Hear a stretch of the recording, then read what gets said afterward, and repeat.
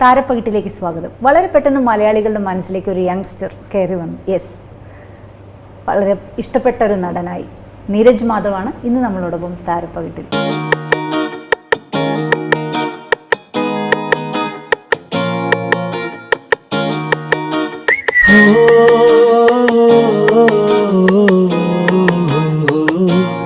Neeraj, yes. ഇപ്പോൾ നമ്മൾ makeup ചെയ്തപ്പോൾ എന്നോട് പറഞ്ഞു എനിക്ക് മേക്കപ്പ് വേണ്ട ചേച്ചി, നായികയ്ക്ക് മേക്കപ്പ് വേണ്ടെന്ന് ആരെങ്കിലും പറയൂ? നായികയ്ക്കോ? ആ, നായികയ്ക്ക് മേക്കപ്പ് ഉണ്ടെന്ന് ഡയറക്ടർ ചിലപ്പോൾ പറയും, പക്ഷെ നായിക വേണമെന്ന് പറയും. നായികമാര് ചിലപ്പോൾ പറയില്ല. പക്ഷെ എന്തുകൊണ്ട് ഈ നായിക പറഞ്ഞു, എന്തുകൊണ്ട് ഈ നായിക പറഞ്ഞു? യെസ്, അതാണ് സർപ്രൈസ്. അടുത്ത സിനിമയിൽ അജുവും നീരജും നായികമാരാവുന്നു എന്നൊക്കെ കേട്ടു. നായകന്മാർ. അതെ, അങ്ങനെ ഒരു സംഭവമുണ്ട്. ഞാനും അജു വർഗീസും അല്ല, വെറുതെ തെറ്റായ ഇത് കൊടുക്കണ്ടല്ലോ. രണ്ടുപേരും നായകന്മാരായി എത്തുന്ന സിനിമ സ്വന്തം തിരക്കഥയിൽ. അതെ, അങ്ങനെ ഒരു സംരംഭത്തിനൊരുങ്ങിയാണ്. Thank you. അത് കുറച്ച് നാളായിട്ട് അജു ഞാൻ ആയിട്ടുള്ള ബന്ധം കുറച്ച് നാൾ മുതലേ ഉണ്ട്. അപ്പം ഞങ്ങളിങ്ങനെ ഒരു എൻ്റെ മനസ്സിൽ ഉണ്ടായിരുന്ന ഒരു കഥ അജുവായിട്ട് ഷെയർ ചെയ്തിരുന്നു. അജുവായി പറഞ്ഞേട്ടാ നമുക്ക് നല്ലൊരു പ്രൊഡ്യൂസർ, ഇങ്ങനെ നമ്മൾ അതിനു വേണ്ടി ശ്രമിച്ചില്ല. അപ്പം ജെയ്സൺ അളങ്കുളം എന്ന് പറയുന്ന പ്രൊഡ്യൂസർ ജമുന പേരുടെ സെറ്റിൽ വെച്ചിട്ട് ഞങ്ങൾ രണ്ടുപേരും വെച്ചൊരു പടം ചെയ്യാൻ താല്പര്യമുണ്ടെന്ന് ഇങ്ങോട്ട് പറഞ്ഞു. അപ്പം ഞങ്ങളുടെ ഉള്ള കഥ പറഞ്ഞപ്പോൾ അദ്ദേഹത്തിന് ഭയങ്കര ഇഷ്ടമായി.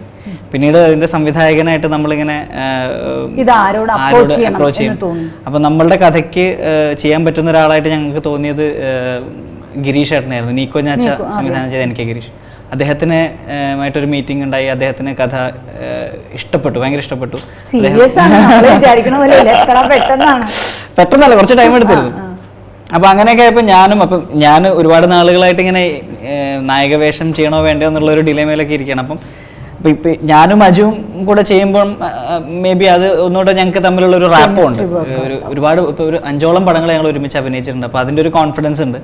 അപ്പം ഞങ്ങൾക്ക് ചെയ്യാൻ പറ്റിയ, ഞങ്ങൾ ചെയ്താൽ നിൽക്കുന്ന 2 കഥാപാത്രങ്ങളാണ്. ഔട്ട് ആൻഡ് ഔട്ട് ഫൺ തന്നെയാണ് ഞങ്ങൾ ഉദ്ദേശിക്കുന്നത്. അപ്പോൾ അങ്ങനെ ഒരു പടം, അപ്പോൾ അതിൻ്റെ എഴുത്ത് ഏകദേശം നടന്നുകൊണ്ടിരിക്കുകയാണ്. സ്ക്രിപ്റ്റ് ആൻഡ് സ്ക്രീൻ പ്ലേ ഞാനാണ് ചെയ്യുന്നത്. ഫോണൊരു വലിയ ശല്യക്കാരനല്ലെങ്കിൽ പോലും ഏകാന്തത തേടി ഒരുപക്ഷെ ശരിയായിരിക്കാം. കാര്യം അവനവന് തോന്നുന്നതാണല്ലോ എപ്പോഴും ശരി.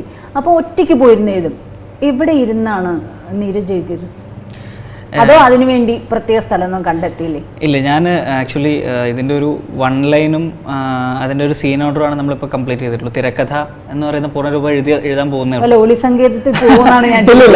റെയിൽവേ സ്റ്റേഷനിൽ ഞാൻ ജയ്സറിൻ്റെ അടുത്ത് പറഞ്ഞ കാര്യം, ജയ്സേട്ടാ എന്നെ ഈ പറയുന്ന മറ്റേ കുന്നിന്റെ മുകളിലോ മലയോര മേഖലയിലോ കൊണ്ടിട്ടിരുന്നത്, അവിടെ പോയി എഴുത്തും നടക്കൂല, ഒന്നും നടക്കൂല, വെറുതെ തണുപ്പും കൊണ്ടിട്ട് എന്താ പറയാ ലേസി ആയിപ്പോ. എന്നാ പിന്നെ ഇനി നാളെ എഴുതാം എന്ന് പറയുന്നത്. അപ്പൊ എനിക്ക് അങ്ങനെയൊന്നുമില്ല, ഡിസ്ട്രാക്ഷൻ ഇല്ലാതെ നമുക്കിപ്പോ ഫോൺ സ്വിച്ച് ഓഫ് ചെയ്താൽ മതി. അതെ, പിന്നെ എനിക്ക് പൊതുവെ എപ്പോഴും ഒരാളെ കാണിച്ച് റെഫർ ചെയ്ത് അങ്ങനെയൊക്കെ എഴുതാനാണ് താല്പര്യം. അപ്പൊ അങ്ങനെ ഇംപ്രവൈസ് ചെയ്ത് അപ്പോൾ അതുകൊണ്ട് ഞാൻ ഈ പറഞ്ഞ പോലെ ഒരു മുന്നേ ഒരു സ്കൂൾ കാലഘട്ടത്തിലൊക്കെയാണ് ഇതിന് മുന്നേ ഞാൻ എഴുതിക്കൊണ്ടിരുന്ന ഒരു സമയം. ഞാൻ അന്ന് ചെറുകഥകളൊക്കെ എഴുതുമായിരുന്നു. അന്ന് ഭയങ്കരമായിട്ട് എനിക്ക് എഴുത്തിനോടൊരു താല്പര്യം ഉണ്ടായിരുന്ന ഒരു കാലഘട്ടം ഉണ്ടായിരുന്നു. ഞാൻ actually I started on as an aspiring film maker. അപ്പോൾ അങ്ങനെ ഇപ്പം ഞാൻ ഡയറക്ഷനാണ് പഠിച്ചത്, സംവിധാനം ചെയ്യാൻ ആഗ്രഹിച്ചിരുന്നു. അഭിനയം അപ്പം എന്തെങ്കിലും സംവിധാനം അഭിനയത്തിലേക്ക് എത്തിപ്പെടും എന്നുള്ളൊരു പ്രതീക്ഷ ഉണ്ടായിരുന്നു. പക്ഷെ ആദ്യം ചെയ്യാമെന്ന് ഉദ്ദേശിച്ചിരുന്നത് സംവിധാനവും എഴുത്തുമൊക്കെ ആയിരുന്നു. അപ്പോൾ അങ്ങനെ മനസ്സിലുണ്ടായ കുറേ ആശയങ്ങൾ ഇപ്പോഴും ഉണ്ട് നമ്മുടെ കയ്യിൽ. അപ്പോൾ അതിനൊരു സ്പേസ് കിട്ടിയപ്പോൾ അത് എഴുതാം എന്നുള്ളൊരു തീരുമാനത്തിലെത്തിയതാണ്. Anyway, all the best. Thank you. ഒരു വലിയ ഹിറ്റ് ആവട്ടെ. അതെ, അങ്ങനെ തന്നെ. ഇന്നെന്ന് പറഞ്ഞാൽ സിനിമ ഒരുപാട് ഭാഗ്യമാണ്. ഇന്ന് സിനിമ അപ്രോച്ച് ചെയ്യുന്നവർക്ക്. പണ്ട് സിനിമ എന്ന് പറഞ്ഞാൽ ഒരുപാട് വിദൂരത്താണ്. ഇന്ന് സിനിമയിൽ അഭിനയിക്കണമെങ്കിൽ എങ്ങനെയെങ്കിലും കഷ്ടപ്പെട്ട് നമ്മൾ ആരെങ്കിലുമൊക്കെ കണ്ട് എങ്ങനെയെങ്കിലുമൊക്കെ നടക്കും. നമ്മൾ അത്രയും ആഗ്രഹിച്ചാൽ. എത്രത്തോളം ആഗ്രഹിച്ചിരുന്നു സിനിമ? ഈ പറഞ്ഞ ഒരു ഫാക്ടർ ശരിയാണ്. അതായത് മുന്നേ സിനിമയിൽ എത്തിപ്പെടുക എന്ന് പറയുന്നത് സാധാരണ ഒരാൾക്ക് അത് ചിന്തിക്കാവുന്നൊരു കാര്യമല്ല. മദ്രാസിലോട്ട് വണ്ടി കയറുന്ന മുതൽ, എന്നാലും പെർമിഷൻ മുതൽ, അതെ, അതൊരു കരിയറായിട്ട് അക്സെപ്റ്റ് ചെയ്യുക എന്നുള്ളത് പോലും ഭയങ്കര പാടാണ്. പക്ഷെ ഇന്ന് ഈ പറഞ്ഞ പോലെ ഒന്ന് മുഖം കാണിക്കുക എന്ന് പറയുന്നത് വളരെ എളുപ്പമാണ്.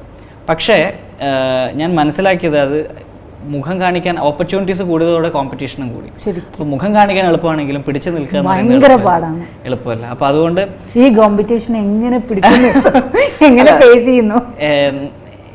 നമ്മൾ കോ ആക്ടേഴ്സുമായിട്ടുള്ളൊരു മത്സരം എന്നുള്ള രീതിയിലല്ല, നമ്മൾ ആക്ച്വലി നമ്മളോട് തന്നെയാണ് എക്സാക്ട്ലി. അതായത് നമ്മളുടെ ഒരു ഞാൻ ശ്രമിക്കാറുള്ളത് നമ്മൾ ഒരു സെയിം സാധനം വീണ്ടും ഡെലിവറി ചെയ്യാതിരിക്കുക, അല്ലെങ്കിൽ ആൾക്കാർ ഇപ്പം പുതിയതെന്തെങ്കിലും നമ്മളിന്ന് പ്രതീക്ഷിക്കുന്ന ഒരു ഇത് നമുക്ക് മെയിൻറ്റെയിൻ ചെയ്യാൻ പറ്റില്ല നമ്മുടെ ക്യാരക്ടറിൽ, നമ്മുടെ സൈഡിൽ നിന്ന് അത് നോക്കാറുണ്ട്. അപ്പോൾ നമ്മളെ കണ്ടുമടുത്തു എന്ന് പറയിപ്പിക്കാതിരിക്കാനുള്ള, അല്ലെങ്കിൽ അതിനനുസരിച്ച് കഥാപാത്രങ്ങൾ ചൂസ് ചെയ്യണം, കുറച്ചുകൂടെ ചൂസ് ചെയ്യാവാനൊക്കെ ശ്രമിക്കാറുണ്ട് പറ്റുന്ന രീതിയിൽ. അപ്പം ആഗ്രഹമുണ്ടായിരുന്നു തീർച്ചയായിട്ടും. പറഞ്ഞ പോലെ ബെസ്റ്റ് ആക്ടറിൽ ബിപിൻ ചേട്ടൻ എഴുതിയ ഡയലോഗ്, ബിപിൻ ചന്ദ്രൻ നമുക്ക് പറയുന്ന ഡയലോഗാണ്, 195% ആൾക്കാർക്കും അഭിനയിക്കാൻ ആഗ്രഹമുണ്ട്, ഒന്നെങ്കിൽ സാഹചര്യം അനുവദിക്കുന്നില്ല, അത് സമ്മതിക്കില്ല, വളരെ കുറച്ചാണ്, അതെ കുറച്ച് പേരാണ്. അപ്പോൾ എനിക്ക് ആഗ്രഹം എന്നുണ്ടായിരുന്നു. അപ്പം എൻ്റെ അനിയൻ എന്നെക്കാൾ മുന്നേ സിനിമയിൽ അഭിനയിച്ചു. അപ്പോൾ അവൻ ചൈൽഡ് ആക്ടർ എന്നുള്ള രീതിയിൽ നല്ല ഒരുപാട് വേഷങ്ങൾ ചെയ്തിട്ടുണ്ട് നവനീത്.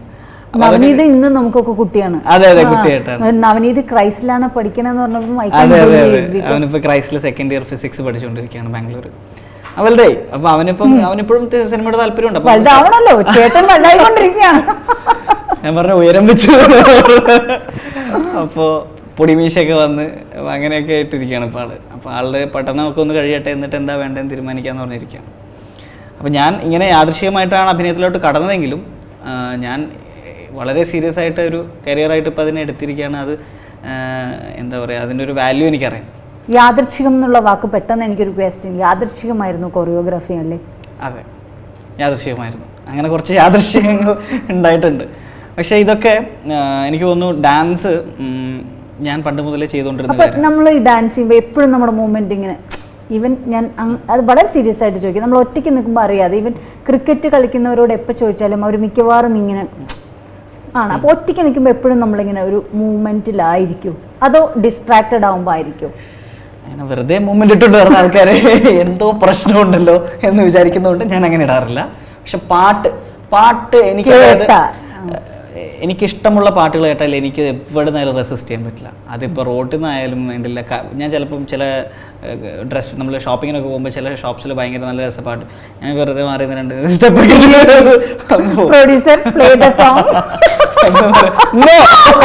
ഇവിടെ സ്പീക്കർ ഇല്ലാത്തത് കൊണ്ട് പിന്നെ ആ ഒരു അപകടം ഞാൻ സെൻസ് ചെയ്യുന്നില്ല. ഉണ്ടോ സ്പീക്കർ എവിടെയെങ്കിലും? അപ്പൊ അങ്ങനെ ഒരബദ്ധം പറ്റുമല്ലോ അടുത്ത ഇന്റർവ്യൂലാവട്ടെ. അപ്പം അങ്ങനെ അതിനോടൊരു ഇഷ്ടം ഇപ്പോഴും, ഡാൻസ് ഒരു പാഷനായിട്ട് ഓർമ്മ വെച്ച കാലം മുതൽ ഡാൻസ് ചെയ്യുന്നുണ്ട്. പക്ഷെ അതൊരിക്കലും ഒരു കരിയറാക്കി എടുക്കാൻ പാഷൻ എന്ന് പറയുന്നത് ശരിക്കും നമ്മൾ എൻജോയ് ഉണ്ട്, അത് പ്രൊഫഷനും കൂടെ ആയിക്കഴിഞ്ഞാൽ പറ്റില്ല. അപ്പം അതിന് വേണ്ടി അത് ഞാൻ ഒരുപാട് സ്റ്റേജുകളിലൊക്കെ ആക്ച്വലി പെർഫോം ചെയ്തിട്ടുള്ള ഡാൻസാണ് ഏറ്റവും കൂടുതൽ. പക്ഷെ ഒരിക്കലും അതിൽ കരിയർ ആക്കണം എന്ന് ഞാൻ വിചാരിച്ചില്ല. കാരണം അത് എൻ്റെ ഏറ്റവും വലിയ റിലീഫാണ്. എനിക്ക് എവിടെയെങ്കിലും ഡാൻസ് ചെയ്യാൻ, എനിക്ക് സ്റ്റേജിൽ ഡാൻസ് ചെയ്യാൻ എനിക്ക് ഇപ്പോഴും ഇഷ്ടമാണ്. ഞാൻ കോളേജ് ഫംഗ്ഷൻസിനൊക്കെ പോയി കഴിഞ്ഞാൽ പിള്ളേർ ചോദിച്ചു കഴിഞ്ഞാൽ ഞാൻ ചെയ്യും. കാരണം അതൊരു എനർജിയാണ്, ലൈവ് ഓഡിയൻസിന് മുന്നിൽ നമ്മൾ പെർഫോം ചെയ്യുന്നുണ്ട്. അപ്പോൾ അങ്ങനെ ഞാൻ ഡാൻസ് ചെയ്യുന്നത് ആക്ച്വലി ജോമോൻ ചേട്ടൻ അറിയാം, ക്യാമറമാൻ ജോമോൻ.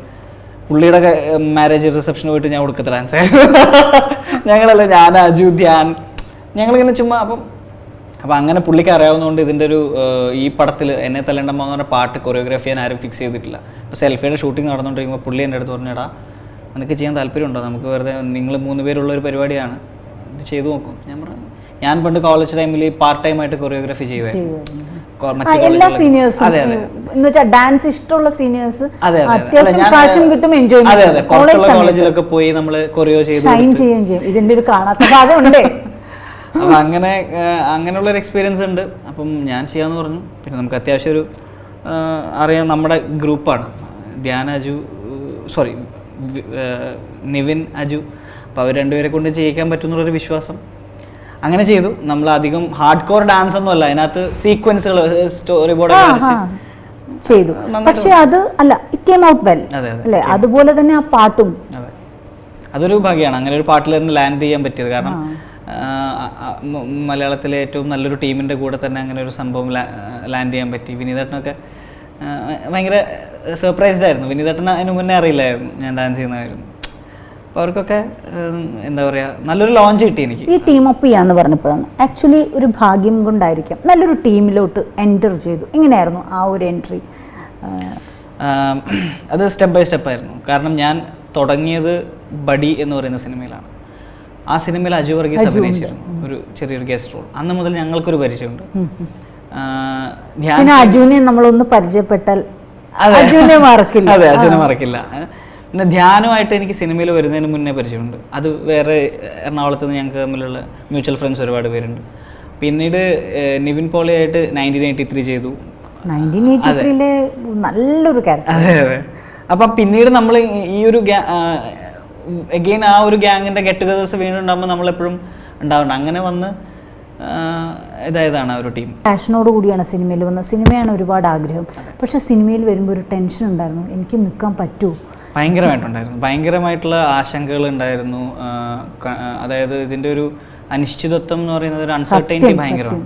അപ്പം എൻ്റെ എല്ലാ ഫീൽഡിലും അതുണ്ട്, പക്ഷെ സിനിമയിൽ അത് കുറച്ച് കൂടുതലാണ്. അപ്പം എൻ്റെ പേരൻസ് ഞാനൊരു അക്കാഡമിക് ലൈനിൽ പോകുമെന്ന് വിചാരിച്ചിരുന്നു. പക്ഷേ അവർ തന്നെയാണ് എന്നെ ഏറ്റവും കൂടുതൽ യൂത്ത് ഫെസ്റ്റിവൽ കാലഘട്ടത്തിലൊക്കെ കൊണ്ടുനടന്നിട്ടുള്ളത്. അപ്പോൾ അവർക്ക് എൻ്റെ ഒരു ഇൻട്രസ്റ്റിനെ സപ്പോർട്ട് ചെയ്തിരിക്കാൻ അവർക്ക് പറ്റി. പഠിക്കാൻ എങ്ങനെയായിരുന്നു?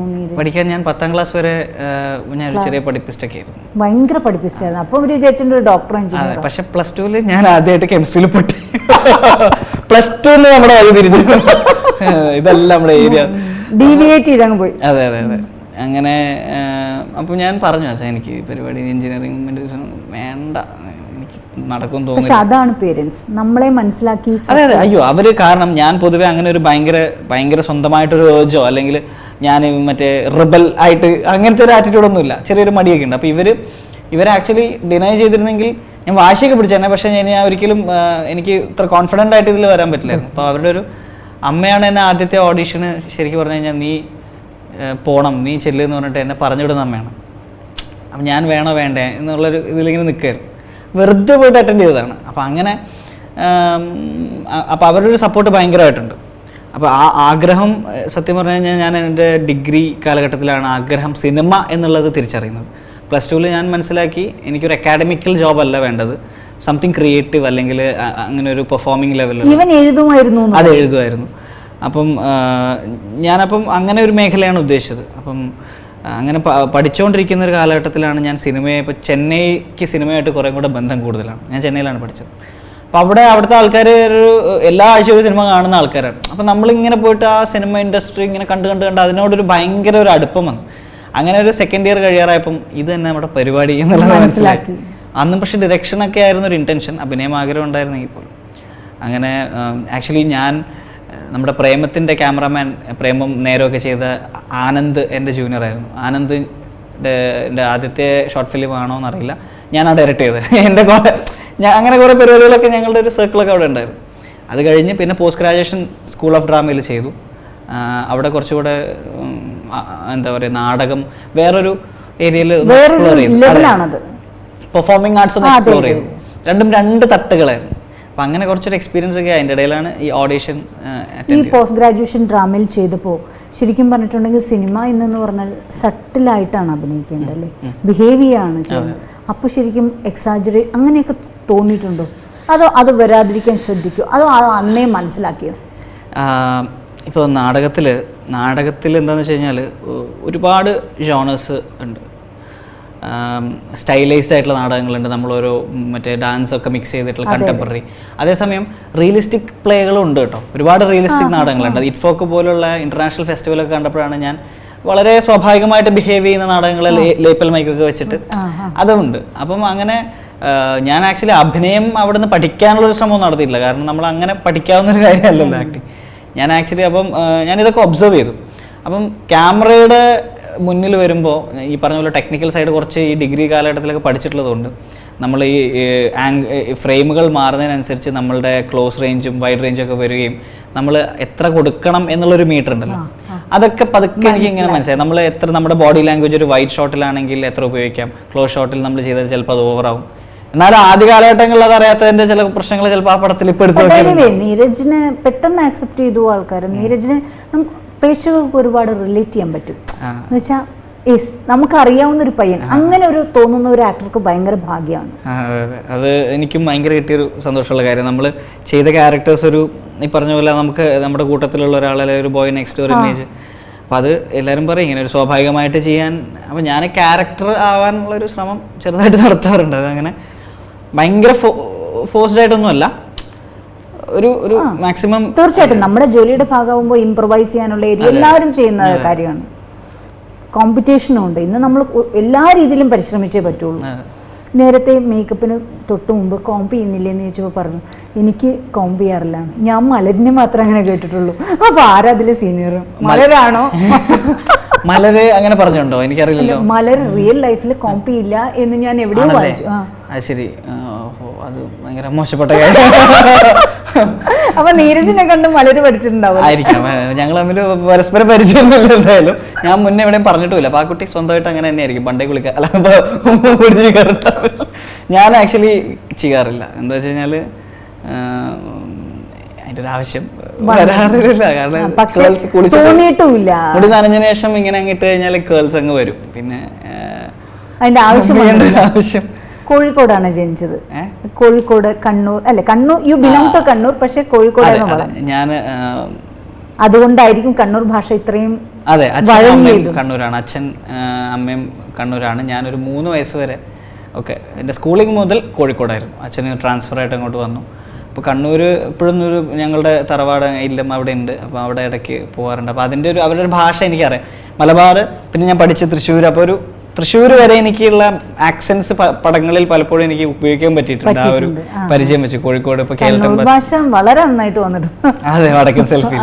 അത് വിനീതേട്ടൻ പറഞ്ഞു. എടാ, അപ്പൊ ഞാനിങ്ങനെ വിനീതടുത്ത് ചോദിച്ചു, എനിക്ക് നമുക്കൊരു ഈ ഡ്രൈവറാണല്ലോ, അപ്പം നീരജ അത് കുറച്ച് ഹാർഡ് കോർ ആയിട്ട് നമുക്ക് ആ ഭാഷ പിടിച്ചു നോക്കാം എന്ന് പറഞ്ഞു വിനീതേട്ടൻ. അപ്പൊ അങ്ങനെ എനിക്കറിയാവുന്ന ഒരു ലാംഗ്വേജ് ആയതുകൊണ്ട് നമ്മൾ ആ സ്ക്രിപ്റ്റിൽ ഫുള്ള് വിനീതേട്ടൻ ന്യൂട്രലായിട്ടാണ് എഴുതിയിട്ടുണ്ടായിരുന്നത്. സ്ക്രിപ്റ്റിൽ ഫുള്ള് ആ ഒരു ക്യാരക്ടർ തനി കണ്ണൂർക്കാരനാക്കി നമ്മൾ മാറ്റി ചെയ്തു. അപ്പം അങ്ങനെ ഭാഷയുടെ ഒരു താല്പര്യമുണ്ട്. ഡ്രൈവറാണ് ക്യാരക്ടർ എന്ന് പറഞ്ഞപ്പോൾ ഏതെങ്കിലുമൊക്കെ ഡ്രൈവേഴ്സിനെ ഒബ്സർവ് ചെയ്തു? ഞാൻ അതിന് ശേഷം 1-2 തവണ ബസ്സിൽ കയറി, വെറുതെ ഒന്ന് ഇങ്ങനെ അവരുടെ ഒരു സ്റ്റൈലൊക്കെ ഒന്ന് നോക്കാൻ. പക്ഷെ എനിക്ക് ഭാഗ്യവശാൽ ബസ് ഓടിക്കുന്ന സീനുകളൊന്നും ഉണ്ടായിരുന്നില്ല. അത് പക്ഷെ അറിഞ്ഞിട്ടില്ല. അത് ഒരു ഡ്രൈവറുടെ ഒരു മാനറിസം. മാക്സിമം നമ്മൾ കാക്കി ഷർട്ടൊക്കെ ഇട്ടിട്ട് നമുക്ക് ലിമിറ്റഡ് ആയിട്ടുള്ള ആക്സസറീസ് ഉള്ളു. അപ്പോൾ അതിൻ്റെ പുറത്ത് പിന്നെ വാച്ചും ഗ്ലാസ് അതൊക്കെയാണ് അവർ പിടിക്കുന്ന സമയം. പിന്നെ അവരുടെ ഒരു കോൺഫിഡൻസ് ഉണ്ടല്ലോ, ബസ് ഇത്രയും പേരെയും കൊണ്ട് പോകുന്നതിൻ്റെ ഒരു കോൺഫിഡൻസ് എപ്പോഴും ഉണ്ടാവും ഡ്രൈവർമാർക്ക്. സത്യം. അപ്പോൾ ആ ഒരു സാധനമൊക്കെ ഒന്ന് പിടിക്കാൻ നോക്കിയിട്ടുണ്ട്. നമുക്കൊന്ന് കാണുമ്പോൾ നമുക്ക് ഒരുപാട് അറിയാലോ. അതെ അതെ അതെ. അപ്പം പിന്നെ കോളേജ് കഴിഞ്ഞ് സിനിമയിൽ വരുമ്പോൾ ഏറ്റവും കൂടുതൽ നമുക്ക് റെസ്പോൺസ് കിട്ടുന്ന, പ്രത്യേകിച്ചും യങ്സ്റ്റേഴ്സിന്, കോളേജിൽ നിന്നും സ്കൂളിൽ നിന്നാണ്. അപ്പം മിക്കവാറും കോളേജിലെ എല്ലാ ഫങ്ഷൻസിനും ഒക്കെ ഇത്തരം ആർട്ടിസ്റ്റിനായിരിക്കും അവർ ഇൻവൈറ്റ് ചെയ്യുക. അങ്ങനെ കോളേജിൽ തിരിച്ചു പോയിട്ടുള്ള ഒരു എക്സ്പീരിയൻസ്? കോളേജിലേക്ക് ഞാൻ തിരിച്ചു പോയിട്ടില്ല. കാരണം ഞാൻ പഠിച്ച ചെന്നൈ SRM യൂണിവേഴ്സിറ്റിയാണ്. അവിടെ എനിക്ക് തോന്നുന്നു ചീഫ് ഗസ്റ്റ് ആയിട്ട് അവിടെ ആ കാലഘട്ടത്തിൽ അടിപൊളിയായിരുന്നു. കോളേജ് ലൈഫ് എന്ന് പറഞ്ഞാൽ ലൈഫിൽ റിട്രീവ് ചെയ്യണം എന്ന് പറഞ്ഞാൽ കോളേജ് ലൈഫാണ്. SRM എന്ന് പറഞ്ഞാൽ ഞാൻ മാറ്റി കളഞ്ഞു. അവിടെ വന്നായിരുന്നു ഹ്യൂജ് ക്യാമ്പസ്. അപ്പൊ അത്രയും പിള്ളേർ, 10-22,000 പിള്ളേര്. പിന്നെ അവിടെ പറഞ്ഞ പോലെ ഡാൻസ് അന്നൊരു പരിപാടി, നമ്മള് അവിടെയൊക്കെ രസമായിരുന്നു. പക്ഷേ അവിടേക്ക് തന്നെ ഈ അടുത്ത കാലത്തൊന്നും വിളിക്കില്ല. കാരണം അവിടെ ഞാൻ പഠിച്ചുകൊണ്ടിരുന്നപ്പോൾ ചീഫ് ഗസ്റ്റ് ആയിട്ട് വന്നിരുന്നത് വിക്രമും കമൽഹാസനും ഒക്കെയാണ്. അപ്പം എന്നെ എന്തായാലും ഈ അടുത്ത കാലത്തൊന്നും അങ്ങോട്ട് വിളിക്കില്ല. അപ്പോൾ അതുകൊണ്ട് സ്കൂളിൽ ഞാൻ ദൃശ്യം സിനിമ ഇറങ്ങിയതിന് ശേഷം എനിക്ക് തോന്നുന്നു ഞാൻ പഠിച്ച സ്കൂളിലേക്ക് എന്നെ ചീഫ് ഗസ്റ്റ് ആയിട്ട് വിളിച്ചു. അത് ഭയങ്കര ഒരു എക്സ്പീരിയൻസ്. അയ്യോ ഭയങ്കര. എൻ്റെ അനിയൻ അതിന് തൊട്ട് മുന്നത്തെ വർഷം അവിടെ നിന്ന് അല്ല, അനിയൻ പഠിച്ചുകൊണ്ടിരിക്കുന്ന വർഷം. ആക്ച്വലി അനിയൻ അവിടെ +2 പഠിച്ചോണ്ടിരിക്കുന്നു. അപ്പോൾ അങ്ങനെ ഫാദർ വിളിച്ച് എന്നെ പഠിപ്പിച്ച മാഷന്മാരുടെ ഒക്കെ ഒപ്പം ഞാനിവിടെ എൻ്റെ പ്രിൻസിപ്പലിൻ്റെ ഒക്കെ ഒപ്പം ഞാനിപ്പുറത്ത് ഇങ്ങനെ ചീഫ് ഗസ്റ്റ് ആയിട്ട് ഇരുന്ന് അതൊരു ഭയങ്കര ഫീലിംഗ് ആയിരുന്നു. അവര് നമ്മളെ ഇത്രത്തോളം അവർ ഇഷ്ടപ്പെട്ടിരുന്നു ആലോചിച്ചു പോകും. ഒരുപാട് മെമ്മറീസ് ഉള്ള ഒരു സ്കൂളിൽ. അതിനുശേഷം ഒരു ഫോട്ടോഷൂട്ടിന്, ഒരു മാഗസിൻ്റെ ഫോട്ടോഷൂട്ടിന് വേണ്ടി വീണ്ടും സ്കൂളിൽ പോയി. അധ്യാപകരുടെയൊക്കെ ഒരു എങ്ങനെയായിരുന്നു അവരുടെയൊക്കെ ഒരു റെസ്പോൺസ് സിനിമയെക്കുറിച്ചും? ഒരുപാട് ചോദ്യങ്ങൾ വന്നു കാണുമല്ലോ. അതെ അതെ. ഞാൻ സ്കൂളിൽ പഠിക്കുമ്പം ഞാൻ ഈ പറഞ്ഞ പോലെ പഠനത്തിലും അതേപോലെ കലയിലൊക്കെ ഒരുപോലെ ശ്രദ്ധിച്ചിരുന്ന ഒരാളായതുകൊണ്ട് എന്നെ ടീച്ചേഴ്സിന് ഇഷ്ടമായിരുന്നു. 10th ഈ പറഞ്ഞ പോലെ മറ്റേ ഫുൾ A+ അങ്ങനെ പരിപാടിയൊക്കെ ആയിട്ട് പോയി. ഭയങ്കര പഠിപ്പിച്ച, അതുകൊണ്ട് സ്കൂളിൽ നിന്ന് ഭയങ്കര പേര് പോയി. അതെ. അപ്പോൾ പക്ഷേ +1 മുതൽ ഞാൻ പഠനത്തിൽ ഉഴപ്പി തുടങ്ങി. അപ്പോൾ മാഷന്മാർക്ക് എപ്പോഴും പഠനത്തിൽ ഉഴപ്പുമ്പോൾ നമ്മളോടൊരു പരിഭവമുണ്ട്. അത് കുറച്ച് വലിയ പരിഭവമായി മാറി തുടങ്ങി. പിന്നെ ഞാനൊന്ന് കുറച്ചതാണ് വെയിറ്റ്, ചെറുതല്ല, വലിയ പരിഭവം തന്നെയായിരുന്നു. അപ്പൊ അങ്ങനെ പ്രത്യേകിച്ചും ഇത്രയും പഠിക്കുന്ന ഒരു കുട്ടി, അവർക്ക് ആ പഠിത്തത്തിൽ മാത്രമാണ്. പക്ഷെ എന്നാൽ പോലും ഞാൻ പഠിച്ച സ്കൂള് സെന്റ് ജോസഫ്സ് ഒരു എയ്ഡഡ് സ്ഥാപനമായിരുന്നു. ഞാനൊരു അങ്ങനെ ഒരു ഭയങ്കര ഫോഴ്സ് ചെയ്ത് നമ്മളൊന്നും ചെയ്യും അങ്ങനത്തെ ഒരു സ്കൂളൊന്നും ആയിരുന്നില്ല. നമ്മുടെ ഒപ്പം ഒരു സാധാരണക്കാരുടെ സ്കൂളായിരുന്നു. അപ്പോൾ അവിടുന്ന് ഞാൻ എൻ്റെ ഒരു താല്പര്യങ്ങൾ മാറുന്നത് അവിടുന്ന് അവർക്ക് മനസ്സിലായി. അപ്പം ഇഷ്ടപ്പെട്ടിരുന്ന ചില മാഷന്മാരും അവർക്ക് നമ്മൾ ഉപദേശിക്കുമായിരുന്നു. ചില മാഷന്മാർ അപ്പം ഈ പറഞ്ഞ ആശങ്കകൾ പ്രകടിപ്പിച്ചവരും ഉണ്ട്. പക്ഷേ അവരൊക്കെ ഇപ്പം നമ്മളടുത്ത് നല്ല വളരെ ഹാപ്പി ആയിട്ട് നിന്റെ താല്പര്യത്തിന് വേണ്ടി നീ വർക്ക് ചെയ്തല്ലോ എന്ന് അവർ പറയാറുണ്ട്. തീർച്ചയായിട്ടും. എനിവേ അത് ഒരുവിധം നന്നാക്കാനും പറ്റി. അതെ അതെ തീർച്ചയായിട്ടും. ഞാൻ ആക്ച്വലി എനിക്ക് ഒരു വർഷം സേവ് ചെയ്യാൻ കൂടെ എൻ്റെ പ്രിൻസിപ്പളിൽ ഹെൽപ്പ് ചെയ്തിട്ടുണ്ട്. ഞാൻ +2 വളരെ +2 പാസ് ഔട്ടായിട്ട് പറഞ്ഞ പോലെ +2 കെമിസ്ട്രി എന്നുള്ള സബ്ജക്റ്റിൽ ഫെയിൽ ചെയ്തു. ഇതിൽ ഹാഫ് ഇയർലി എക്സാമിനേഷൻ നേരത്തെ പറഞ്ഞു കെമിസ്ട്രി. ഇപ്പൊ നമ്മളൊക്കെ അത് സന്തോഷത്തോടെ പറയാൻ പറ്റണം. നമ്മളൊരു നമ്മുടെ ഏരിയയിൽ എത്തിയെന്ന് പറഞ്ഞു, ഇല്ലെങ്കിൽ നമ്മൾ വിഷമത്തോടുകൂടി പറഞ്ഞു. അപ്പോൾ അങ്ങനെ റിപ്പീറ്റ് ചെയ്യണോ എന്ന് പിന്നെ അടുത്ത വർഷം പരീക്ഷ എഴുതണോ എന്നൊക്കെ ഒരു കൺസേൺ ഉണ്ടായപ്പോൾ എൻ്റെ പ്രിൻസിപ്പളാണ് പറഞ്ഞത്, വേണ്ട, അവൻ എന്തായാലും എഴുതും, എനിക്കറിയാം നല്ല മാർക്ക് മേടിക്കും. അങ്ങനെ തെറ്റില്ലാത്തൊരു മാർക്ക് തന്നെയാണ് +2 പാസ്സായത്. അപ്പം ആ ഒരു പ്രിൻസിപ്പൽ ഫാദർ, ദേവസ്യ ഫാദറിനോടും ആക്ച്വലി എനിക്ക് കടപ്പാടുണ്ട്. കോളേജ് ലൈഫ് എന്ന് പറയുമ്പോൾ പ്രത്യേകിച്ചും SRM, ചെന്നൈ പോലൊരു സ്ഥലം, എത്രത്തോളം എൻജോയ് ചെയ്തു കോളേജ് ലൈഫ്? എത്രത്തോളം റിട്രീവ് ചെയ്യണം തോന്നുന്നുണ്ട് കോളേജ് ലൈഫ്? കോളേജ് ലൈഫ് എനിക്കൊരു പുതിയ ലോകമായിരുന്നു ചെന്നൈ. ഞങ്ങളപ്പം 1.5 വർഷം ക്യാമ്പസിനകത്ത് തന്നെയുള്ള ഹോസ്റ്റലിലായിരുന്നു. അപ്പോൾ ആ ക്യാമ്പസ് കണ്ടു തീരാൻ തന്നെ കുറച്ച് കാലം എടുത്തു. ഒരുപാട് ഡിപ്പാർട്ട്മെൻറ്റുകൾ, വെരി ഹ്യൂജ് ക്യാമ്പസ്. അപ്പോൾ ഞങ്ങൾ ഇങ്ങനെ ക്യാൻറ്റീനിലൊക്കെ ഇരുന്ന് കഴിഞ്ഞിട്ട് ഏതെങ്കിലും പുതിയ പെമ്പിളരെ കണ്ടു കഴിഞ്ഞാൽ പറയാം, അളിയാ ഇന്ന് പോയി പരിചയപ്പെട്ടു, കാരണം ഇനി അടുത്ത കാലത്ത് നമ്മളെ കാണാൻ പറ്റില്ല, എവിടെയാണെന്ന് പോലും അറിയില്ല. അപ്പോൾ അത്രയും വലിയ ക്യാമ്പസ് ആയിരുന്നു. പിന്നെ അവിടെ ഞാൻ എൻ്റെ ജീവിതത്തിൽ ഇതുവരെ കയറിയിട്ടുള്ള ഏറ്റവും വലിയ സ്റ്റേജ് ഓഡിറ്റോറിയം അവിടെയാണ്. ഏഷ്യ സെക്കൻഡ് ലാർജസ്റ്റ് ക്ലോസ്ഡ് ഓഡിറ്റോറിയമാണ്. 4,000 പേർക്ക് ഇരിക്കാൻ പറ്റിയ ഹ്യൂജ് സ്റ്റേജ്. അത് അവിടെയൊക്കെ കയറി പെർഫോം ചെയ്തതും എനിക്ക് അതൊക്കെയാണ്. പിന്നെ കുറേ ഇഷ്ടം പോലെ കോളേജ് കൾച്ചറൽസ് ഉണ്ടാവും അവിടെ, ഇന്റർ കോളേജ് കൾച്ചറൽസ്. എല്ലാ കോളേജ് കൾച്ചറൽസിനും ഞാൻ പോകും. ഇവിടുന്ന് ഓൺ ഡ്യൂട്ടി ലീവ് എടുത്തിട്ട് ഫുൾ കോളേജ് കൾച്ചറൽസ് അറ്റൻഡ് ചെയ്യും. അപ്പം അങ്ങനെ ചെങ്കൽപ്പേട്ട് മുതൽ മറ്റേ MCC വരെയുള്ള ഇറങ്ങിയിട്ടുണ്ട്, IIT അടക്കം. പിന്നീട് ഫൈനൽ ഇയറിൽ ഞങ്ങൾ താമസിച്ചത് ചെന്നൈയിലാണ്. മറ്റേ കോളേജിൽ നിന്ന് 1 മണിക്കൂർ ഏതോ ഒരു ദിവസം നമ്മുടെ ഒരു ഫ്രണ്ട് വന്നിട്ട് പറഞ്ഞു, മച്ചാ நீங்கள் இருக்கிற SRM சென்னையிலேருந்து ரொம்ப தூரம், இங்கே வந்துக்கிட்டு அட்லீஸ்ட் சென்னை தமிழ்நாடு வந்துக்கிட்டு സിറ്റിയിൽ വാഴ വേണ്ടാമാ മച്ചാ എന്ന് വെച്ചു. അപ്പോൾ ഞങ്ങൾക്ക് ഭയങ്കര ശരിയാണല്ലോ, അയ്യോ നമ്മൾ ഇത്രയും ദൂരം കാട്ടാൻകുളത്ത് പറ്റില്ല പറഞ്ഞിട്ട് ഞങ്ങൾ ചെന്നൈ പോയിട്ട് റൂം എടുത്തു. 1 മണിക്കൂർ യാത്രയാണ് ഡെയിലി കോളേജിലോട്ട് ട്രെയിനിൽ, മനസ്സിലായ? പക്ഷെ അതൊന്നും വിഷയമല്ല, ഞങ്ങൾക്ക് ചെന്നൈയിൽ അപ്പൊ നേരെ ചെന്നൈ സെന്റർ ഓഫ് ദി സിറ്റിയിൽ പോയിട്ട് റൂം എടുത്ത് ഞങ്ങൾ അവിടെ 1 വർഷം, ആ 1 വർഷം അധികം കോളേജിൽ പോയിട്ടില്ല, ആ സിറ്റിയിൽ തന്നെ ആയിരുന്നു. അപ്പൊ അങ്ങനെ അവിടെ നിന്നൊക്കെ കുറെ ബന്ധങ്ങളുണ്ടായിരുന്നു. എത്രത്തോളം പോക്കറ്റ് മണിയൊക്കെ എങ്ങനെ മാനേജ് ചെയ്തു? പോക്കറ്റ് മണി പറഞ്ഞ കൊറിയോഗ്രാഫി വളരെ ദാരിദ്ര്യ അവസ്ഥയിലെത്തുമ്പോൾ ഒരു കോളേജ് കൊറിയോഗ്രാഫി ഏറ്റെടുക്കും. കാരണം മടിയാണ്, അതിനുവേണ്ടി പണിയെടുക്കണം, അവിടെ പോയിട്ട് പിള്ളേരെ പഠിപ്പിച്ചെടുക്കേണ്ട ഒരു പാടുണ്ട്. എന്നാലും പോക്കറ്റ് നിറയുമ്പോൾ ഒരു ആശ്വാസം. അതെ, വീണ്ടും കുറച്ച് മാസങ്ങൾ ഓടും. അതെ, കുറച്ച് മാസം ഓടാനുള്ള പോക്കറ്റ് മണി. ആ കാലത്ത് അതൊരു വളരെ വലിയ കാര്യമല്ലേ. അതെ, പിന്നെ ഏതെങ്കിലും കോമ്പറ്റീഷൻ ജയിച്ചാലും കുറച്ച് പൈസ കിട്ടും. അപ്പൊ അങ്ങനെ കോളേജ് കോമ്പറ്റീഷൻ പ്രൈസ് അടിച്ചിട്ടില്ലെങ്കിൽ വണ്ടിക്കൂലിയും പറ്റാതെ തിരിച്ചു വരേണ്ടി വരും. അപ്പം അങ്ങനെ സാഹചര്യങ്ങളും ഉണ്ടായിട്ടുണ്ട്. വളരെ പെട്ടെന്ന് ഒരുവിധം സിനിമകളൊക്കെ ചെയ്യാൻ പറ്റിയെങ്കിലും ഒരുവിധം നല്ല ക്യാരക്ടേഴ്സൊക്കെ കിട്ടി. ഇന്ന് ഫിനാൻഷ്യലി സെറ്റിൽഡ് ആണ്, വെൽ ഓഫ്, ബാച്ചിലർ ലൈഫാണ്. അതെ, ഫിനാൻഷ്യലി കുഴപ്പമില്ല, വലിയ ബാധ്യതകളൊന്നുമില്ല. ഒരു കാർ എടുത്തതിൻ്റെ കുറച്ച് ലോൺ ഉണ്ടെന്നുള്ളതല്ലാതെ, അപ്പം അത് കുഴപ്പമില്ലാതെ. പിന്നെ അങ്ങനെ വലിയ ഉത്തരവാദിത്തങ്ങളിലൊക്കെ കടക്കാൻ ഇങ്ങനെ ഭയന്നിരിക്കുകയാണ്. തൽക്കാലം നമ്മുടെ ഒരു കരിയർ തന്നെ മുന്നോട്ട് പോട്ടെ എന്നുള്ള രീതിയിലാണ്. അമ്മയും അച്ഛനും കോഴിക്കോടാണ്. അപ്പം ഇങ്ങനെയാണ് ഹോളിഡേയിൽ അങ്ങ് പോവോ? ഫെസ്റ്റിവൽ എങ്ങനെ, ഫെസ്റ്റിവിറ്റീസ് ഒക്കെ എത്രത്തോളം മിസ് ചെയ്യും? എനിക്ക് ഓണം, വിഷു, ഭയങ്കരമായിട്ട് വീട്ടിലുണ്ടാവണം എന്ന് ആഗ്രഹിക്കുന്ന സന്ദർഭങ്ങൾ. പ്രത്യേകിച്ചും വിഷു ഭയങ്കരമായിട്ട് എനിക്ക് ഈ പറഞ്ഞ തറവാട്ടിലേക്ക് എല്ലാവരും മാക്സിമം ഒരുമിച്ച് പോയി കണി കാണുക എന്നൊക്കെ പറയുന്നത് എനിക്ക് ഭയങ്കര ഒരു നൊസ്റ്റാൾജിയാണ്. അതിപ്പോഴും പറ്റിയാൽ പോവും.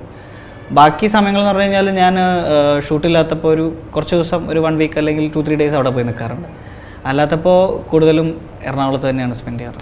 അനിയൻ ചൈൽഡ് ആർട്ടിസ്റ്റായിട്ട് ഒത്തിരി മൂവിയൊക്കെ ചെയ്തു. പക്ഷെ ചേട്ടൻ്റെ പെർഫോമൻസിനെ കുറിച്ച് എന്താ പറയാറ്? എങ്ങനെയാണ് അനിയൻ അത് ഷെയർ ചെയ്യുക?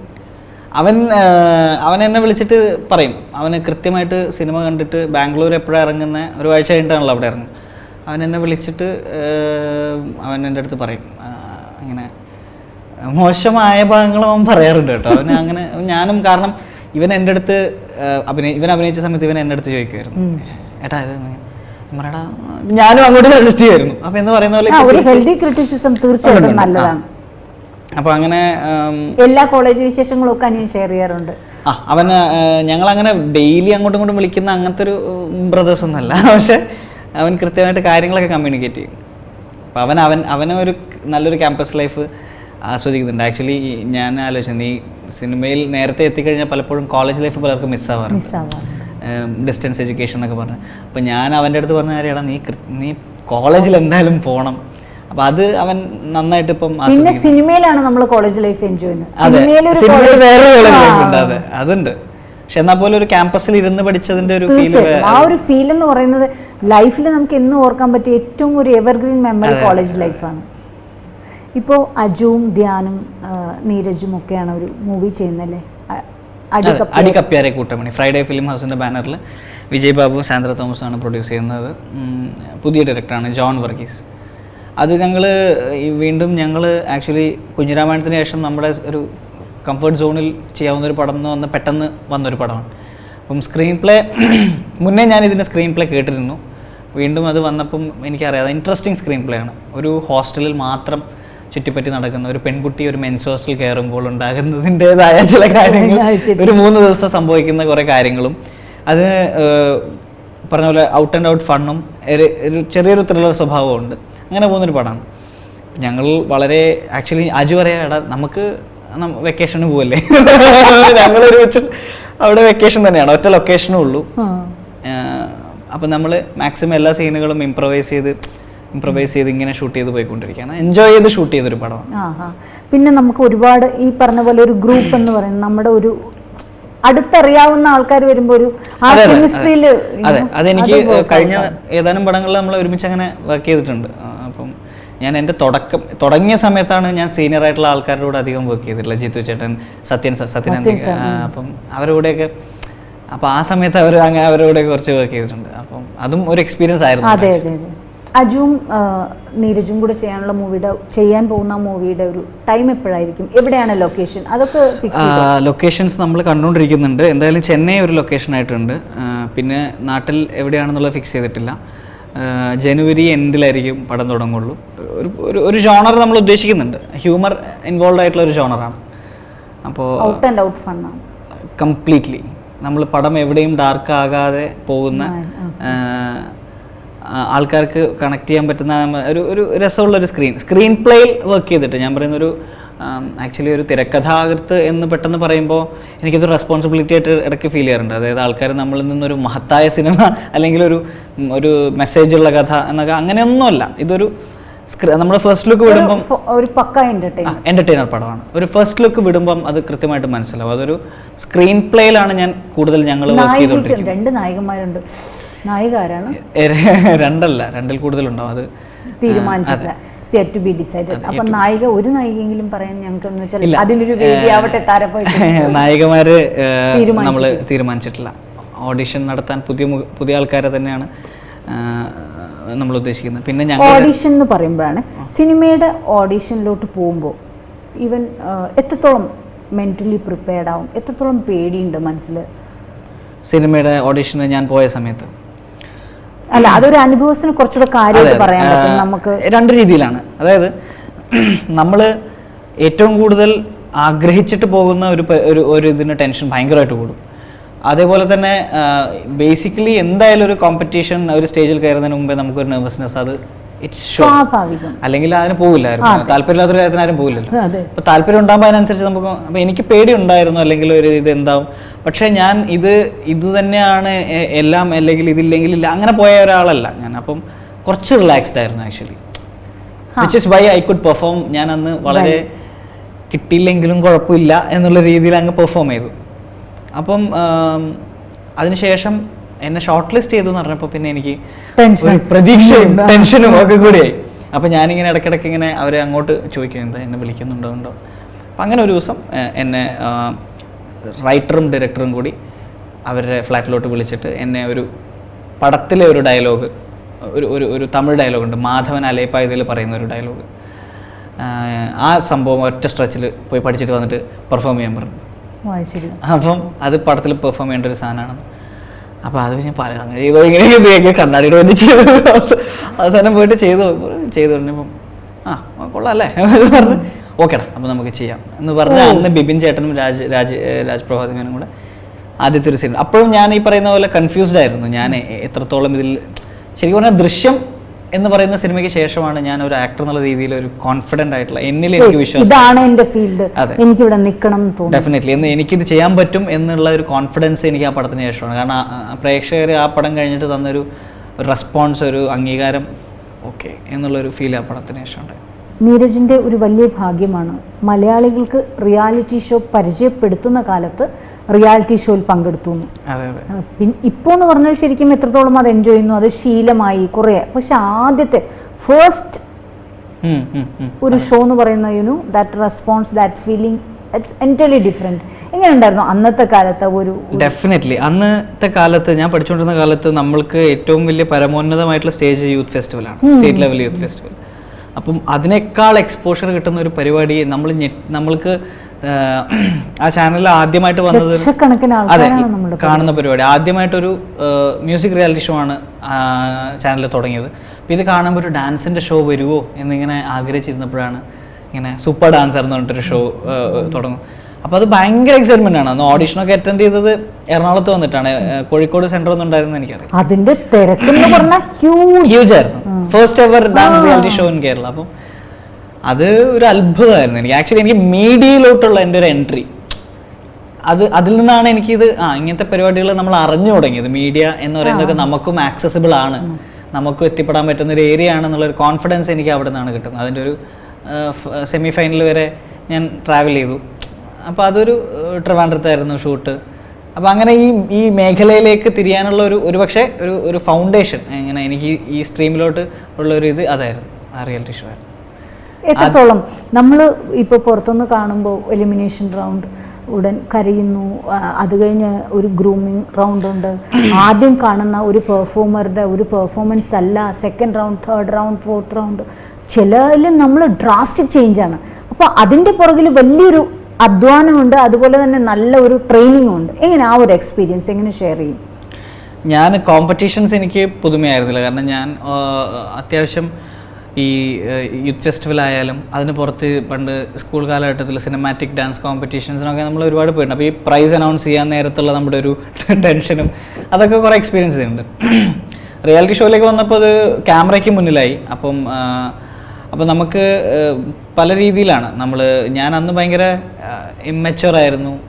ഞാൻ അങ്ങനെ ഇതിൻ്റെയൊക്കെ ഒരു ടീനേജറായിരുന്നു. അപ്പോൾ ഞാൻ അന്ന് ഇതൊക്കെ ഭയങ്കര അത്ഭുതത്തോടു കൂടിയാണ് കണ്ടത്. അപ്പോൾ നമ്മൾ പലപ്പോഴും ഈ എലിമിനേഷനൊക്കെ സത്യമാണോ എന്നൊക്കെ നമുക്കറിയില്ല. പക്ഷെ അവിടെ എത്തിയപ്പം ഞാൻ മനസ്സിലാക്കിയെടുത്തോളം അത് കൃത്യമായിട്ട് നമ്മളോട് പറയാതെ, അല്ലെങ്കിൽ നമ്മൾ ഔട്ടാകുന്ന കാര്യം നമ്മൾ അറിയുന്നില്ല. അപ്പം പിന്നെ ഇത് വോട്ട് വരുന്നതിന്റെ മാനദണ്ഡം നമുക്കറിയില്ല. പക്ഷെ എന്നാലും എല്ലാത്തിനും അതിൻ്റെതായ ഒരു രീതികളുണ്ടല്ലോ. അപ്പോൾ അതെ. അപ്പോൾ എനിക്ക് കോമ്പറ്റീഷൻ സൈഡിനേക്കാൾ ഞാൻ അതിൽ നിന്ന് ആൾക്കാർ നമ്മളെ തിരിച്ചറിയുന്നതും, നമ്മൾ പുറത്തിറങ്ങി നടക്കുമ്പോൾ സൂപ്പർ ഡാൻസറിലെ അന്നത്തെ റെസ്പോൺസ് എന്ന് പറയുന്നത് ശരിക്കും പറഞ്ഞാൽ സെലിബ്രിറ്റീസ് ആയിരുന്നു ഒരു സമയത്ത് ആയിരുന്നു.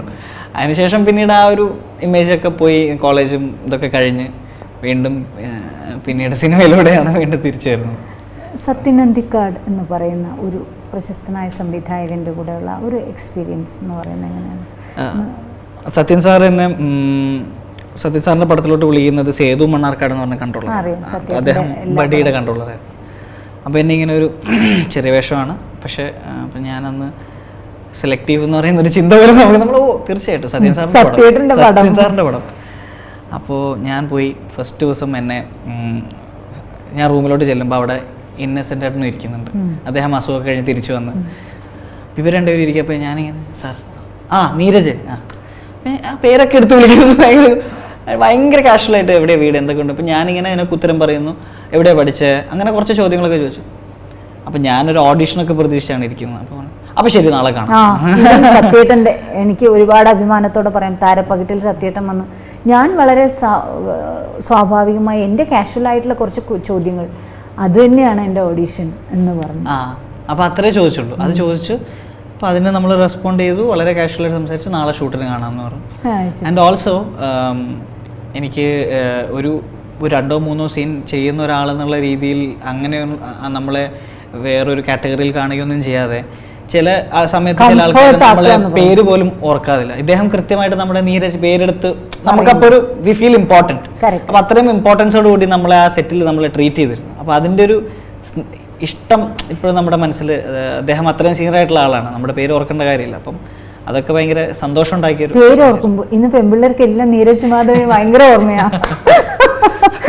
സ്റ്റിൽ എല്ലാവരും ഓർക്കുക. എത്രത്തോളം ബ്രാൻഡ് കോൺഷ്യസ് ആണ്, എത്രത്തോളം കോൺഷ്യസ് ആണ്. അങ്ങനെ ഒരു എന്താ പറയുക, ബ്രാൻഡിനോട് എനിക്ക് താല്പര്യമുണ്ട്. പിന്നെ ഈ പറഞ്ഞ പോലെ ഇപ്പം ഈ ആഫ്റ്റർ ഡാൻസ് എന്ന് പറയുന്ന കാര്യങ്ങളൊക്കെ ആൾക്കാർ അറിഞ്ഞോട് കൂടിയിട്ട് നമ്മളോടുള്ളൊരു ഇഷ്ടം കൂടിയിട്ടുണ്ടായേക്കാം. അപ്പം കോളേജിലൊക്കെ പോകുമ്പോഴേ ഞാൻ ഈ അടുത്ത് 1-2 വിമൻസ് കോളേജിലൊക്കെ പോയി. അപ്പം നല്ല അടിപൊളിയായിരുന്നു, ഭയങ്കര റെസ്പോൺസ് ആയിരുന്നു. അപ്പോൾ അത് ആ ഒരു ഇഷ്ടം കൂടുന്നത് നമ്മൾ അറിയുമ്പോഴേക്കും നമുക്ക് ഗ്രാജുവലി നമ്മളെ കാണുമ്പോൾ ജോക്സ് എപ്പാർട്ട് നമ്മളെ ശരിക്കും സന്തോഷമാണ്. ആദ്യമായിട്ട് നമ്മളൊരു കോളേജിൽ പോകുന്നതിന് ക്യാമ്പസിൽ പോകുമ്പോൾ വിളിക്കട്ടെ. ഡ്രസ് ആൻഡ് ഷൂസ് പണ്ട് മുതലേ ഞാൻ ഡാൻസർ എന്നുള്ള രീതിയിൽ ഷൂസിന് വേണ്ടി ഭയങ്കരമായിട്ട് ക്രേസ് ആണ് എനിക്ക്. ഈ ഷൂസിന്റെ കാര്യം, ഈ മൂൺ വാക്ക് അല്ലേ, മൂൺ വാക്കിംഗ് അല്ലേ, എങ്ങനെയാ അതൊക്കെ പ്രാക്ടീസ് ചെയ്യണേ? അതൊക്കെ നമ്മൾ കുറേയൊക്കെ ഞാൻ വെസ്റ്റേൺ ഡാൻസ് ഞാൻ ആക്ച്വലി സെൽഫ് ലേൺഡ് ആണ്.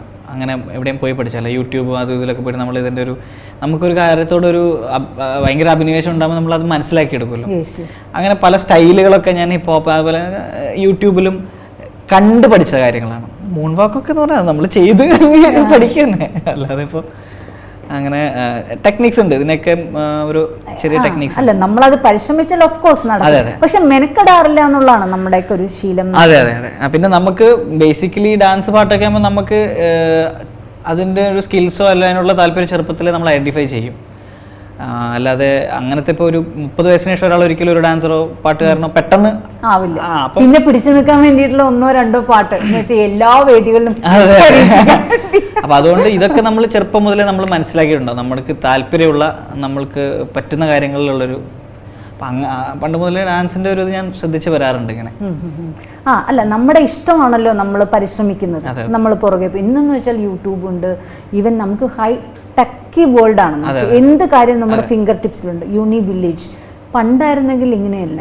പഴയ സിനിമകളൊക്കെ എത്രത്തോളം കാണും? ഏറ്റവും വലിയൊരു സത്യം എന്താണെന്ന് വെച്ചാൽ ഞാൻ സിനിമകളെ ക്ലോസ് ആയിട്ട് ഒബ്സർവ് ചെയ്ത് തുടങ്ങിയത് എൻ്റെ സ്കൂൾ കാലഘട്ടത്തിന് ശേഷമാണ്, ആക്ച്വലി എൻ്റെ കോളേജ് കാലഘട്ടത്തിലാണ്. അപ്പോൾ ഞാൻ അതിന് മുന്നേ ഞാനൊരു ഹാർഡ് കോർ ലാലേട്ടൻ ഫാനായിരുന്നു. മോഹൻലാൽ പടങ്ങൾ മാത്രം പോയി കാണുമായിരുന്നു, മനസ്സിലായി, അടി ഉണ്ടാക്കിയിട്ടായാലും ഫസ്റ്റ് ഡേ ഫസ്റ്റ് ഷോ പോയി കാണുമായിരുന്നു. മിക്കവാറും കാണുന്ന ഷോ ആണ് കേട്ടോ അത് കട്ടിയാണ്. പക്ഷേ അങ്ങനെയല്ല, മമ്മൂക്കയുടെ ഫാൻ ആയിരുന്നില്ല എന്നല്ല, ലാലേട്ടൻ്റെ പടങ്ങൾ കാണുമായിരുന്നു. പിന്നെ ചെറുപ്പം മുതൽ ഞാനിപ്പം ഈ ജുറാസിക് പാർക്കൊക്കെ തിയേറ്ററിൽ പ്രഭുദേവയുടെ പടങ്ങൾ, അതെ, പ്രഭുദേവയുടെ പടം കാതലൻ മുതൽ ഞാൻ ചെറിയ കുട്ടിയമ്മനെ വീട്ടിൽ നിന്ന് കൊണ്ടുപോയി എൻ്റെ ഡാൻസിനോടുള്ള താല്പര്യം. അങ്ങനെയല്ലാതെ ഞാൻ ഇപ്പോഴാണ് വീണ്ടും പഴയ പടങ്ങളൊക്കെ എടുത്ത് വീണ്ടും കാണാൻ തുടങ്ങിയതും. അപ്പം അത് വീണ്ടും നമ്മൾ ക്ലോസ്ലി ഒബ്സർവ് ചെയ്യുമ്പം പിന്നെ ടി വിയിൽ പണ്ട് ദൂരദർശനിൽ ഞായറാഴ്ച വൈകിട്ട് 4 മണിക്ക് വരുന്ന ഒരു പടം, അതൊക്കെ എപ്പോഴും മിസ് ചെയ്യാതെ കാണും. അപ്പം മേക്കിംഗ് സൈഡിലൊക്കെ ശ്രദ്ധിക്കാൻ തുടങ്ങിയത് ഞാൻ ഈ പറഞ്ഞ കോളേജ് കാലഘട്ടത്തിലാണ്. അന്ന് ഇവരെന്തൊക്കെ ചെയ്തിട്ടുണ്ട്, എങ്ങനെയൊക്കെയാണ് ചെയ്തിട്ടുള്ളത്. ഇപ്പോൾ റീസെൻ്റ്ലി നമ്മൾ അടി കപ്പിയാരെ കൂട്ടുപണി എന്ന് പറഞ്ഞ സിനിമ ചെയ്യുമ്പോൾ ഞങ്ങൾ അതിനകത്ത് ഞങ്ങളുടെ കൂടെ മുകേഷ് ഏട്ടൻ ഒരു മെയിൻ ക്യാരക്ടർ ചെയ്യുന്നുണ്ട്, ഒരു പള്ളിയിലച്ഛനായിട്ട്. അപ്പം മുകേഷ് ഏട്ടൻ, ഞങ്ങളൊരു സൗത്ത് കേരള ഫ്ലേവറാണ് ഈ പടം, കൊല്ലം, ട്രിവാൻഡ്രം. അപ്പോൾ ഇവരൊക്കെ പണ്ട് ചെയ്തു വെച്ച സംഭവങ്ങളാണ് ഞങ്ങൾ റെഫറൻസ് ആയിട്ട് എടുത്തിട്ട് ഞങ്ങൾ ഗോഡ് ഫാദറും ഇതൊക്കെ കാണുമ്പം അവരൊക്കെ അന്ന് നിന്ന് പെർഫോം ചെയ്തിരിക്കുകയാണ്. മുകേഷ് ഏട്ടൻ ഞാൻ ചോദിച്ചു, അപ്പോൾ എങ്ങനെ മുകേഷ് ഏട്ടൻ കട്ടൊന്നും പോകാൻ? ഒരു സീന്, ഒരു വലിയ സീനെ കഴിയുമ്പോഴേക്കും നമ്മൾ ശരിക്കും ഇരുന്ന് കിതച്ച് വെള്ളം കുടിച്ചു പോകും. അങ്ങനെ കട്ട്, പ്രിയൻ സാറൊക്കെ പറയും അത്ര കട്ട് പറയാതെ പോകും, ഒരു ആർട്ടിസ്റ്റിൻ്റെ മാക്സിമം പെർഫോമൻസ് കൊണ്ടുവരാൻ അന്ന് ശ്രമിക്കുമായിരുന്നു. കാരണം അന്ന് ക്യാമറ ടെക്നിക്കലി ഒന്നും അത്രയ്ക്കൊന്നും വലിയ ഷോട്ടുകളൊന്നും പരീക്ഷിച്ചിട്ടില്ല. അപ്പോൾ അങ്ങനെ നിന്ന് പെർഫോം ചെയ്യുന്ന ആൾക്കാരായിരുന്നു അവരൊക്കെ. അപ്പം ഇപ്പോഴും ഞങ്ങൾക്ക് അത് ചെയ്യാൻ താല്പര്യമുണ്ട്. പക്ഷേ ഇപ്പോൾ നമ്മൾ കുറച്ചും കൂടെ ടെക്നോളജി കൂടി ഇപ്പം, അതേപോലെ ഇപ്പോൾ എല്ലാവർക്കും, ഇപ്പോൾ നമ്മൾ വേൾഡ് സിനിമ വരെ എല്ലാവരും കാണുന്നു, ഹോളിവുഡ് എന്താണെന്ന് ഇവിടെയുള്ള എല്ലാവർക്കും അറിയാം. അപ്പോൾ ടെക്നിക്കലി ആൾക്കാർക്ക് എല്ലാത്തിലും ആക്സസ് ആയതോട് കൂടിയിട്ട് നമ്മൾ ടെക്നിക്കലിയും നമ്മൾ അപ്ഡേറ്റഡ് ആണെങ്കിൽ അത് ആൾക്കാർ അംഗീകരിക്കുള്ളൂ എന്നുള്ളൊരു നിലയായി. അപ്പം നമ്മൾ പുതിയ കാര്യങ്ങൾ പരീക്ഷിച്ചു തുടങ്ങി. അപ്പോഴും ഈ പെർഫോമിംഗ് സൈഡിൽ നമ്മൾ, എനിക്ക് തോന്നുന്നു നമ്മുടെ ഈ പറഞ്ഞ പഴയ സിനിമകളുടെ കാലഘട്ടത്തിൽ അല്ലെങ്കിൽ 90s വന്ന കാലഘട്ടത്തിൽ ചെയ്തു വെച്ച പോലത്തുള്ള പെർഫോമൻസിനോട് കടനിൽക്കാൻ ഇപ്പോഴും നമുക്കൊക്കെ ബുദ്ധിമുട്ടാണ്. അല്ല, എല്ലാ അതർ ലാംഗ്വേജിലുള്ള ആൾക്കാരും എല്ലാവരും പറയുന്ന മലയാള സിനിമ ഇസ് ബ്ലെസ്ഡ് വിത്ത് അതെ അതെ ടാലൻസ്. അതെ അതെ, അത് നമ്മളിപ്പോൾ നമ്മൾ ശ്രമിക്കുന്നു എന്നല്ലാതെ നമ്മൾ അതിലേക്ക് അങ്ങനെ ഒരു ഒറ്റയ്ക്കൊരു സീൻ കൊണ്ടുപോകുന്ന ആർട്ടിസ്റ്റ് എന്നൊക്കെ പറയുന്നുണ്ടല്ലോ. ഇപ്പം പപ്പു ചേട്ടനോ അല്ലെങ്കിൽ അവരൊക്കെ വന്നിട്ട് ഒരു സീൻ അങ്ങ് കൊണ്ടുപോകണം, ചുമ്മാ ഫ്രെയിം വയ്ക്കുന്നേ ഉള്ളൂ. ശങ്കരാടി ചേട്ടൻ അതെ അതെ ലൈവ് ആണല്ലേ. അപ്പം നമുക്കതൊക്കെ അത്ഭുതമാണ്. നമുക്കത് അവർ എങ്ങനെ സാധിച്ചു, നമ്മൾ അതുപോലെ ഒന്നും ആവാൻ പറ്റിയില്ലെങ്കിലും നമ്മളിങ്ങനെ ഓരോന്ന് ശ്രമിച്ചു. അല്ല, നമുക്ക് മുൻപേ ഗമിക്കാൻ ഒരുപാട് ഒരുപാട് ഗുരുക്കന്മാരുണ്ടായിരുന്നു എന്നുള്ളത് മലയാള സിനിമയുടെ ഒരു മഹാഭാഗ്യമാണ്. എനിക്ക് തോന്നുന്നു തമിഴിലൊക്കെ ഇപ്പോഴാണ് ഒരു വിപ്ലവം തുടങ്ങിയത്. നമുക്ക് പണ്ടേ അതെ അതെ അതെ, ശരിക്കും മലയാളത്തിന് അഭിമാനിക്കാൻ ഒരുപാട് ഒരുപാട് കാര്യങ്ങൾ. ഇപ്പോൾ നീരജും അജുവും തമ്മിൽ അടുപ്പമുണ്ട്. പക്ഷേ ഇങ്ങനൊരു സിനിമയുടെ ഒരു ഡിസ്കഷൻ എപ്പോഴാണ് ശരിക്കും അത് വന്നത്? എനിക്ക് തോന്നുന്നു ഞങ്ങൾ വടക്കൻ സെൽഫി ഷൂട്ട് നടന്നുകൊണ്ടിരിക്കുമ്പോൾ ഇങ്ങനൊരു സബ്ജക്റ്റിൻ്റെ കാര്യം നമ്മൾ സംസാരിക്കുകയും ആദ്യം വേറെ നമ്മുടെ ഫ്രണ്ട് സർക്കിൾ ആരെങ്കിലും ഡയറക്റ്റ് ചെയ്യാമോ എന്നൊക്കെ ഒരു ചർച്ചയൊക്കെ ഉണ്ടായിരുന്നു. പിന്നീട് അതിങ്ങനെ പതുക്കെ സ്ലോ ആയി. അപ്പോഴും അജുവിനും എനിക്കും ഈ കഥ ഇവിടെ ഉണ്ട് എന്നും ഇത് എന്തെങ്കിലും സിനിമയാക്കണം എന്നും ഇങ്ങനെ ആഗ്രഹമുണ്ട്. അപ്പോൾ ഞങ്ങൾ രണ്ടുപേരും ആക്ടേഴ്സാണ്. അപ്പോൾ ഞങ്ങൾക്ക് ഇതിന് വേണ്ടി നടക്കാൻ പറ്റാത്തതുകൊണ്ട് ഞങ്ങളതങ്ങനെ മാറ്റിവെച്ചു. പിന്നീട് ജയസേട്ടൻ വന്ന് ഇങ്ങനെ ഒരു ഓപ്പർച്യൂണിറ്റി ഉണ്ടായി, പ്രൊഡ്യൂസറെ കിട്ടാന്ന് പറയുന്നത്. അതെ അതെ അതെ. അതിനുശേഷം ഇങ്ങനെ ടീമായി വന്നു. അപ്പോൾ ഇനിയിപ്പോൾ ഒരു വേറൊരു കാര്യം ഞങ്ങൾ രണ്ടുപേരും കൂടാതെ മലയാളത്തിലൊരു മുൻനിര നായകൻ കൂടെ ചിലപ്പോൾ അല്ല, എന്തായാലും ഒരു മേജർ വേഷത്തിൽ പടത്തിലുണ്ടാവും. അപ്പോൾ അതും കൂടെ ഒരു ചെറിയൊരു സർപ്രൈസ് ആയിട്ടിരിക്കട്ടെ. ഒരുപാട് സർപ്രൈസുകൾ നിറഞ്ഞ ഒരു നല്ല ഹിറ്റായി മാറട്ടെ, നല്ലൊരു സിനിമ ആവട്ടെ. Thank you so much Neeraj. Had A great time. തീർച്ചയായിട്ടും എനിക്കും.